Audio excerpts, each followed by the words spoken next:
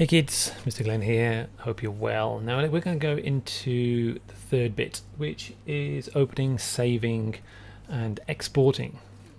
So we know that we've gone into open, and we've got open here. We went and opened up the thing from Unsplash. So I'm here on a Mac. It's pretty much the same as Windows. With iOS, if you're on an iPad, you have to go into Files and go and get something either from your photo library or from Files, depending where you saved it or downloaded it to. And how you downloaded it, it's going to be in your Files app somewhere. Well, that's relatively simple to go and navigate. So I've got some text on here, and I'll call it home. And what I'm going to do is just go and export this and save it as a different file. So what I want to do first is save as.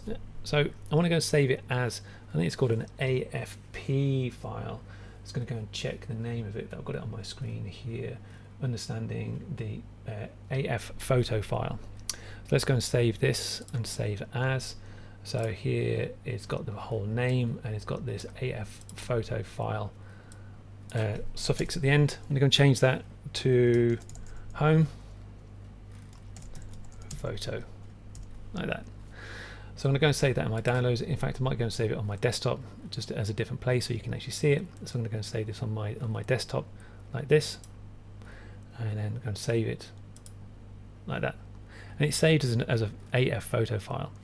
So if I go and close this now and then go and open it, my AF photo file that I've gone and put on my desktop is right there. I can't go and pull that out, but it's right here on my screen. So I'm going to go and double click this, and it should open it up in Affinity Photo. There we are. So it's saved.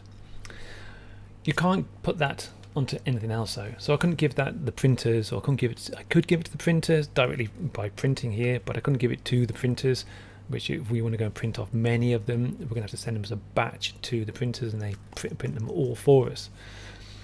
So what I need to do is I need to go and export this as a file that the printers can go and use. Okay, and if you want to go and post this somewhere, you can't post this onto your website, or you can't share it through your apps or Teams or something like that, because the other person may not have Affinity Photo to go and open up the AF photo file. So what we need to do is we need to go and export it, and so we can go and export here. You'll have the same thing on iOS as well. So I go into export, and then it asks us what type of file we want to go and save it as. At the moment it says PNG, which stands for Portable Network Graphics, which is okay. Portable network graphics, they allow see-through layers. With the JPEG it doesn't, so I'll show you what that looks like in a second. But with a PNG, generally everything allows a PNG. But if you've got anything that is transparent, it will be shown as transparent in a PNG. With a JPEG it won't. So I'm going to go and save this, and it's got the regular size here. I just go and save it. We can kind of pretty much ignore these pieces down here, but later on we're going to go and check for what's called dots per inch. So what that means is when we're going to print this on paper, we want the DPI, the dots per inch, to be quite high. Normally at this stage they're quite low, because you're going to set it for web. So I'm going to go and export that. Ask me where I want to go and save it, and I can save it in the same place, because like this, it will save it as a PNG. The computer will see it as a different file. So if I just come out of here, can I go to my desktop from here? Let's go and check it out. Nope. Let's just go and minimize this for a second, and I've got my image down there. There's my PNG, so I can just go and tap on that, hit my space bar, and I can go and open it up, and then my other photo is still there. Now if I go and save the other one, we can do this all together. We can have a go ourselves.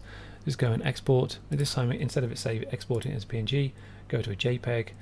So we can go and later on send it as a PSD. The printers enjoy PSDs because it's got a set size to it as well.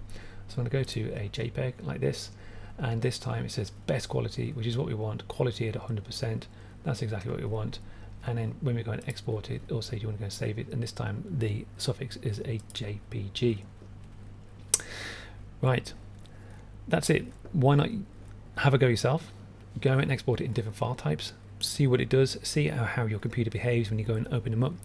individually. You may find that different applications will open up the image automatically by itself rather than it going into Affinity Photo. Only the Affinity Photo file will open up in Affinity Photo. So go and have a go at those three things